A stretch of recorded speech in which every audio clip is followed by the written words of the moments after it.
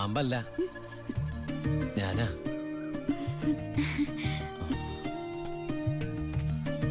കുട്ടി ഞെട്ടിയോ? ശബ്ദം കേട്ടപ്പോ ഞാൻ വിചാരിച്ചു പാമ്പാണെന്ന്. അല്ല, അത് ഞാനൊരു കാര്യം പറഞ്ഞോട്ടെ. ആരെങ്കിലും കണ്ടാലെന്താ? കല്യാണത്തിന് മുമ്പ് ഇങ്ങനെയൊന്നും പാടില്ല. എനിക്ക് കല്യാണത്തിന് മുമ്പേ ഇങ്ങനെയൊക്കെ പാടൂ. കുട്ടി എന്റെ കഥയൊന്ന് കേക്കണം. കഥയൊക്കെ എഴുതുവോ? എന്നിട്ട് വല്ല വാരികയിലും പ്രസിദ്ധീകരിച്ചോ? ആ കഥയല്ല, ഇതെന്റെ ജീവിത കഥയാ. കുട്ടിക്കൊരു സത്യം അറിയോ? ആദ്യമായിട്ട് ഞാൻ ദുബായിക്ക് പോയത് ഫ്ലൈറ്റിലല്ല, പിന്നെ കള്ള ലോഞ്ച് കയറിയ. അവിടെ എത്തും മുമ്പ് ആ ലോഞ്ച് മുങ്ങി. ഈശ്വര, എന്നിട്ട് വല്ലതും പറ്റിയോ? ഞാൻ ആ കരയിൽ കിടന്ന്, അല്ല കര കാണാ കടലിൽ കിടന്ന് മരണത്തോട് മല്ലടിച്ചു. പിന്നെ എനിക്കൊന്നും ഓർമ്മയില്ലായിരുന്നു.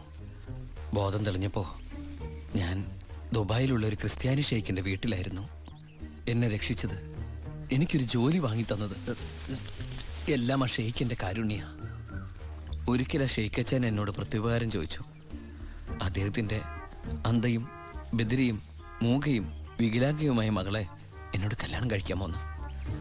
ആ ഷെയ്ഖിന്റെ മുമ്പിൽ ഞാൻ ഷോക്കായി. കടപ്പാടുകൾ മറക്കാത്ത ഞാൻ അതിനെ സമ്മതിച്ചു. ഞാൻ തിരിച്ചു ചെല്ലുന്നും കാത്ത് അന്ധയായ ആ കുട്ടി കണ്ണിൽ എണ്ണൊഴിച്ച് കാത്തിരിക്കുക. ആ കുട്ടിയെ മറക്കാൻ എനിക്കാവില്ല. സോറി. കരയ ഇതുകൊണ്ട് കണ്ണീരൊപ്പിക്കൊള്ളൂ. ആരും കാണണ്ട. എന്നിട്ട് കുട്ടി വീട്ടിലേക്ക് വെക്കുള്ളൂ. പിന്നെ ആര് കേട്ടാലും ഈ കഥ വിശ്വസിക്കില്ല. അതാ എന്റെ കഥയുടെ കുഴപ്പം. വീട്ടിൽ ആരോട് ചെന്നത് പറയണ്ട. അവരാരെങ്കിലും ചോദിച്ചാ കുട്ടിക്ക് എന്നെ ഇഷ്ടായില്ലെന്ന് മാത്രം പറഞ്ഞാൽ മതി.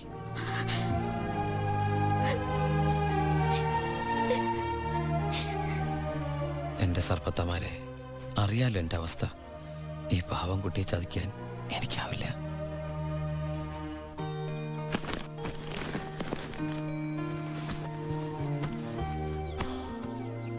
ഭാരതീയമ്മ എന്താ പിണങ്ങിയിരിക്കുക? നിന്നെ കണ്ട് കൊതി തീർന്നില്ല. അതിനു മുമ്പ് പോവല്ലേ? കുറച്ചു ദിവസം കൂടി. അമ്മ എന്താ ഈ പറയണേ? എനിക്ക് ഇന്നെ തിരിച്ചു പോയേ പറ്റൂ. ഞങ്ങളുടെ അവധി എന്നൊക്കെ പറഞ്ഞ ഏതാണ്ട് പരോള് പോലെയാ. പറഞ്ഞ സമയത്ത് തിരിച്ചെന്നില്ലെങ്കിലേ തൂക്കിയെടുത്തോണ്ട് പോവര്. പിന്നെ ആ ജീവനാന്തം ജയിലില്ല. അല്ല, വെയിലില്ലേ ഈ അറബിയുടെ അടിമപ്പണിയൊക്കെ ചെയ്തിട്ട്. ദുബായിൽ അങ്ങനെ ഉണ്ട്.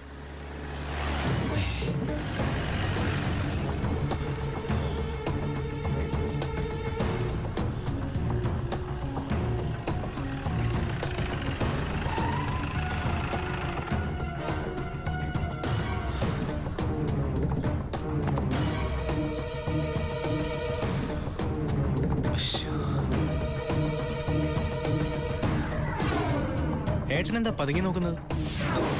പോലീസ്. അയാൾ ആ ഗോപികയുടെ അടുത്ത ബന്ധുവാ. ഈശ്വര, ഇങ്ങനെ ഒരു ബന്ധം ഓർക്കുണ്ടായിരുന്നോ? അതെന്താ ഉണ്ടായാലും?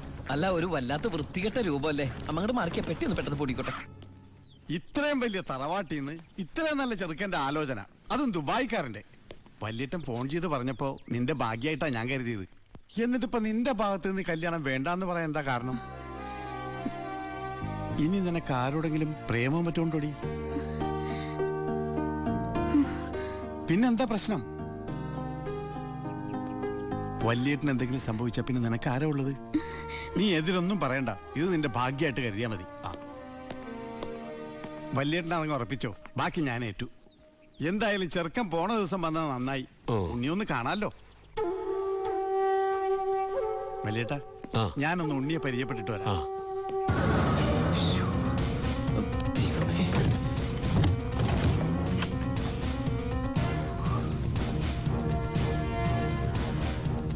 ഏട്ടാ, എല്ലാം എടുത്തിട്ടുണ്ടോ? ഒന്നും മറന്നില്ലല്ലോ? ഒന്നും മറന്നിട്ടില്ല. നീ ഒരു കാര്യം ചെയ്യ്, പെട്ടെന്ന് ഈ സാലം എടുത്ത് ഇതുവഴി വണ്ടി കയറിക്കോ. മോളെ എല്ലാം ഓക്കെ അല്ലേ?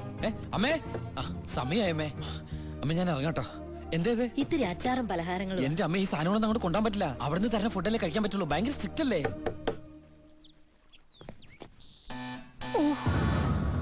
ആരോ ബെല്ലടിക്കുന്നുണ്ടല്ലോ. അല്ല, ഹലോ, അവിടെ നിന്നേ.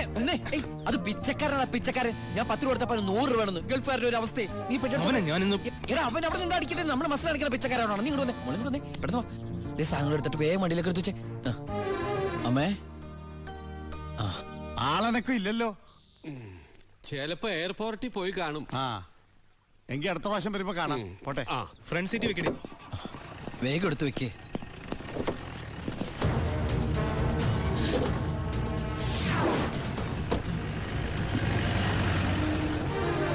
അയാള് പോയി. ആ നിർത്ത്. ആ പൊറോട്ട എടുത്ത്.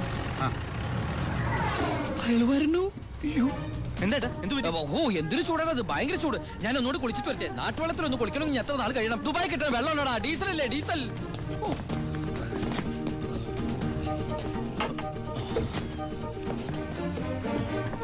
ആ ഞാൻ വിചാരിച്ചു പോയി കാണുമെന്ന്.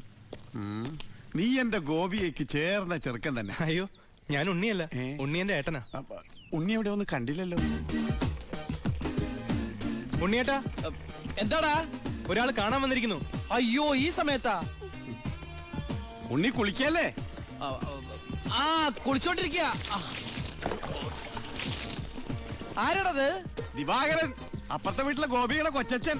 ഭാവിയിൽ ഉണ്ണിയുടെ ഒരു ബന്ധുവായിട്ട് വരും. ജയിലറാ. അതെയാ?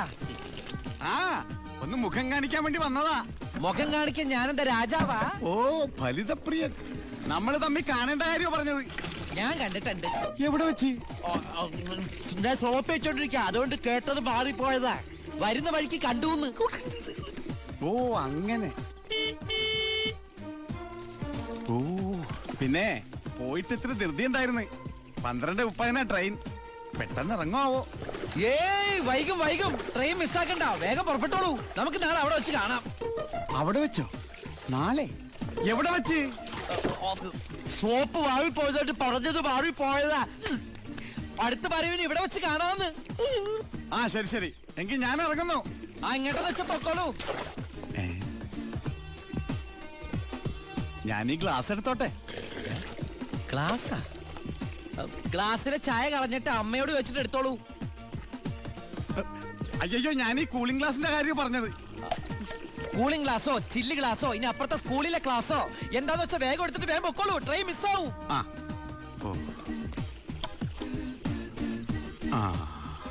ഇനി ദുബായ്ക്കാരുടെ വീട്ടിൽ വന്നിട്ട് ഒന്നും തന്നില്ലാന്ന് വേണ്ട.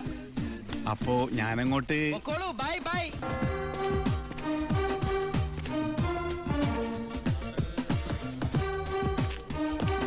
ആ ഇതാര്?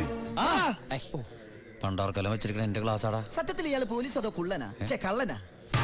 നീ നാട്ടിലൊക്കെ പോയൊന്ന് മിനിങ്ങിയിട്ടുണ്ടല്ലോടാ പരമശിവം. അത് സാറി ഗ്ലാസ് വെച്ച് നോക്കിട്ട് തോന്നണതാ. പരോള് കഴിഞ്ഞു വന്നപ്പോ നീ എനിക്കെന്താ കൊണ്ടുവന്നേ? വെച്ചാലിണങ്ങാത്തൊരു കൂളിംഗ് ഗ്ലാസ് എന്തില്ലേ? ഇവനാ? ഇത് ദുബായിലുള്ള എന്റെ ഒരു ഫ്രണ്ട് തന്നതാ. ഫ്രണ്ടോ? ആ ഫ്രണ്ട് എന്ന് പറഞ്ഞ ക്ലോസ് ഫ്രണ്ട്. ആ കക്ഷിയെ കൊണ്ട് എന്റെ വലിയേട്ടന്റെ മോളെ കെട്ടിക്കാൻ പോവാ. ചെറുക്കന്റെ സ്വഭാവമൊക്കെ അന്വേഷിച്ചിട്ട് പോരെ കല്യാണം? ഇല്ല പരമശിവ.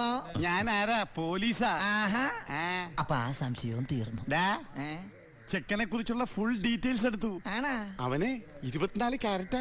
എന്റെ വ്യാകുല മാതാവ് എന്നെ കൊല്ലു. ചുമ്മാ ഇത് കണ്ട, ഇതവന് ദുബായിക്കുള്ള കത്താ. എന്തിനാ ഇപ്പൊ കത്ത്? കാര്യം അങ്ങോട്ട് നേരിട്ട് പറഞ്ഞൂടെ? അതിനും ദുബായിക്ക് പോയില്ലേ? ആ അവൻ ദുബായിലെത്തി. ഇത് വെറും ഒരു കത്ത് മാത്രമല്ല, ഒരു ലിസ്റ്റ് കൂടെ ഉണ്ട്. ഒരു DVD, ഒരു TV, ഒരു മൊബൈൽ, അങ്ങനെ ചിന്ന സാധനങ്ങള്. പോലീസല്ലേ മോനെ, ഓസിന് കിട്ടിയാ വിടുവാ.